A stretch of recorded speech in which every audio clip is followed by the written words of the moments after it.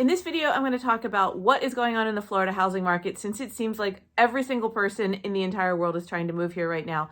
Let's talk about what that's doing to the housing market here locally in Central Florida, and stick around to the end because I'm going to give you a really important piece of information that just might help you out.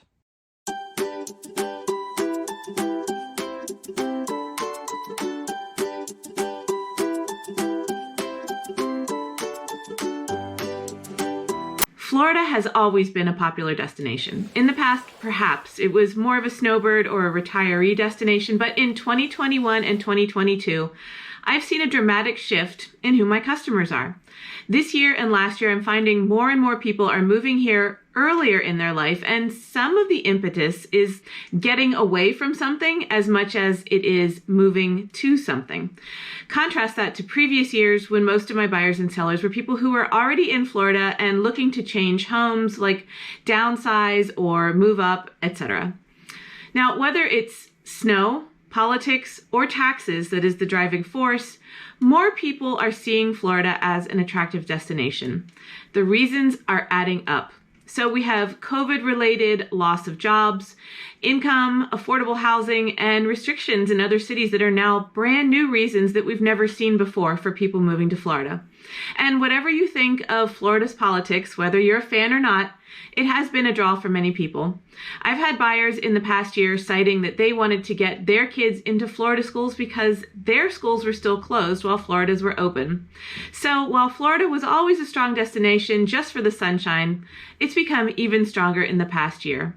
Even at the college level, University of Florida, for example, received 60,000 applicants in 2022, which is more than double the 29,000 that they received in 2014. According to Florida's Office of Economic and Demographic Research, our state grew by an estimated 330,000 new residents between April 2020 and April of 2021. Florida's net migration is currently the highest in the whole country. That migration and growth is expected to continue through 2025. All of this has had an impact on moving to Florida. Let's find out what. Well, for one thing, competition. If you moved to Florida 5 years ago, you'd have found a vastly different real estate market. And even 3 years ago, the market was still much more balanced. These days, the most desirable homes typically have multiple offers, sometimes within hours of being listed. And it's common right now for buyers to go well above the asking price, waive the appraisal contingency, promise to make up appraisal differences, and even go so far as to waive their inspection contingency. And it's a combination of those factors that will get you a house. Don't expect a counteroffer from a seller. You have to put your best foot forward immediately. If a seller has 30 offers, they're not going to come back to the third or fourth in line. They will probably go with the best. Now, if you want to avoid these scenarios, you'll need to look for a home that has been on the market for a while for whatever reason and go for that one.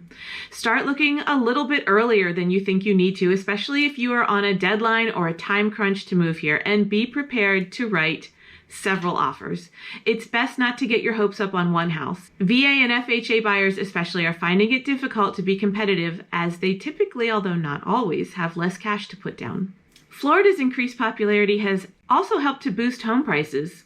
Home prices are up by 20 to 25% over the past year. According to a recent report from the Orlando Regional Realtor Association, the median home price in February of 2022 was $345,000. That is up $65,000 compared to the same time last year, and an increase of 3% compared to January of 2022. These increased prices are stymieing new listings from coming on the market, as local Floridians are left with sticker shock at the prices of homes around them and are scared to sell because they don't know where to go. My buyers from New York, New Jersey, California, etc., where home prices have already been higher, are less fazed by the new prices, and it may still even feel like a bargain to them. But this keeps locals from wanting to sell, as they feel uncertain about where they will end up going, which keeps the inventory low. I know that there are many buyers out there who are waiting and hoping that the market will crash and they will be able to swoop in and pick up a bargain, but experts are saying that the wave of migration to Florida should continue for at least 3 more years. And this tells me that this cycle of low inventory may continue for a while.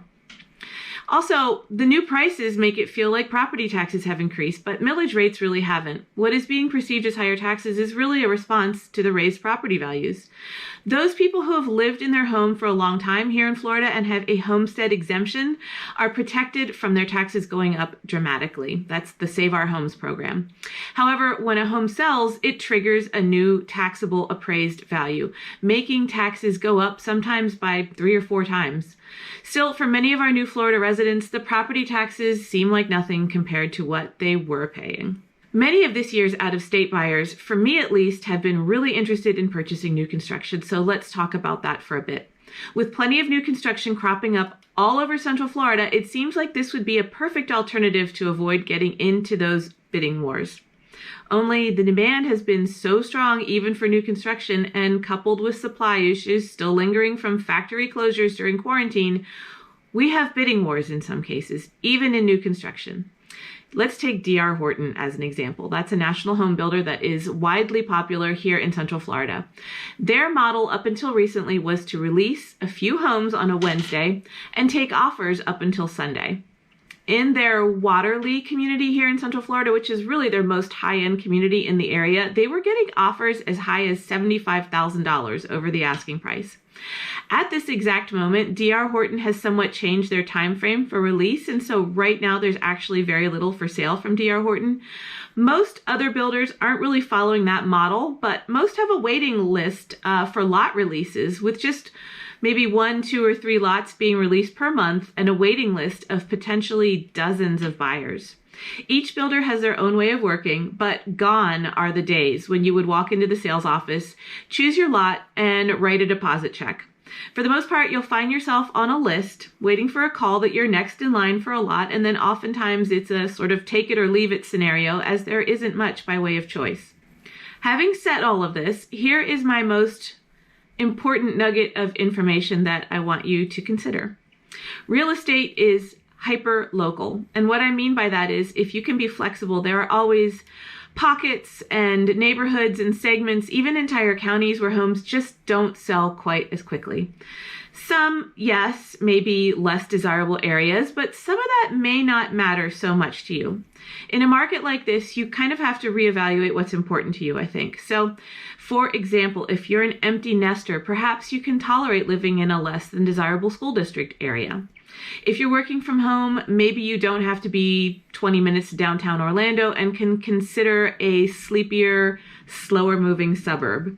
Or maybe you widen your search and scratch some of the must-haves like that 3rd bathroom from your list. In any case, what you need is a dedicated professional on your side who knows the ins and outs of the market. And if you'd like to speak to me, my contact information is always below these videos. And if you like this video, don't forget to subscribe. Thanks a lot for watching.